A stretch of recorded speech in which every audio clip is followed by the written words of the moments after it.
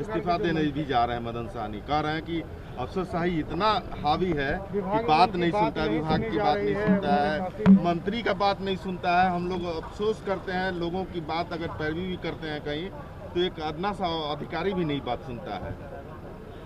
अब तो ये बात आप कह रहे हैं, हम तो सुनी नहीं है ये बात, लेकिन एक बात सही है कि विधायक हो मंत्री हो उन लोगों की बात को बहुत अफसर लोग तरजीह नहीं देते हैं, ये सच्ची बात है।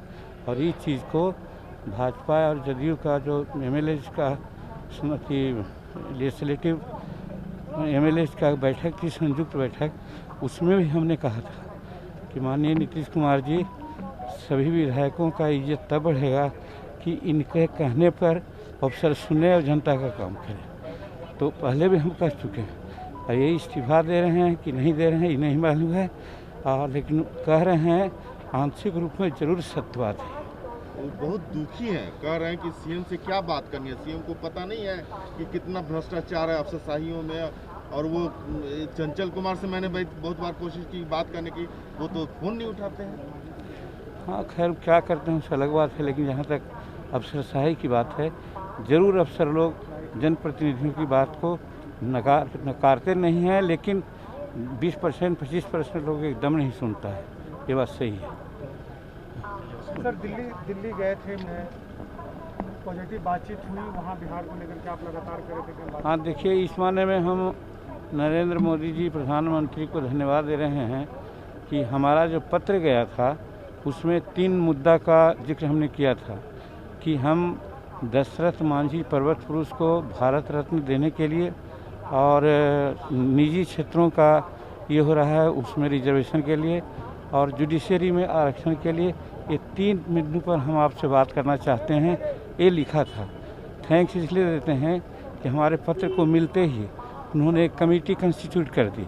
कमेटी के हेड गृह मंत्री अमित शाह जी और उसके बाद जेपी नड्डा साहब और फिर जो कौन यादव जी हैं,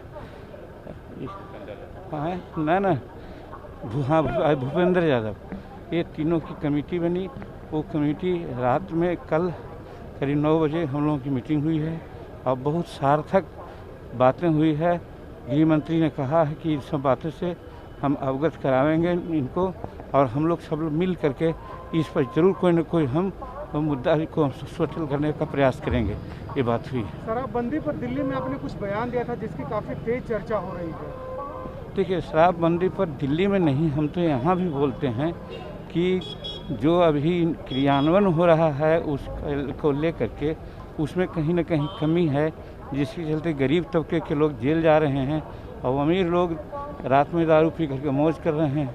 तो ये दुर्भाग्य बात नहीं होनी चाहिए, इसीलिए हम कहा कि आप इसकी एक समीक्षा कीजिए। वही बात दिल्ली में भी कहा है कि जो शराब नीति है उसमें कहीं न कहीं सुधार लाने की ज़रूरत है, ऐसे शराबबंदी होनी चाहिए। हम एकदम उसके कायल हैं।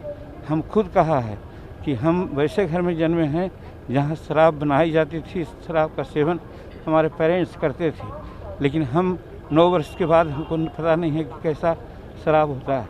लेकिन जो आज प्रक्रियाएं हैं कि गरीब मजदूर जा रहा है, कहीं थका फजत है, अगर कहीं एक आधे पहू का पहुँच ले लिया तो पुलिस पकड़ लिया, ब्रेथ एनालाइजर लगा दिया, उसको जेल भेज दिया। आज 2 लाख से ज़्यादा गरीब लोग आज जेल में हैं, उनके जमानत लेने वाला कोई नहीं है और घर पर उनके परिवार लोग काफ़ी दुखी हैं, चिंतित हैं, खाना पीना कैसे खा रहे होंगे ये भगवान जानता है। तो इसीलिए हम कहा कि इस पर समीक्षा कीजिए और जो गरीबों पर केस हुआ है उस केस को गवर्नमेंट उठा ले, इस तरह की बात हम मांग करते हैं।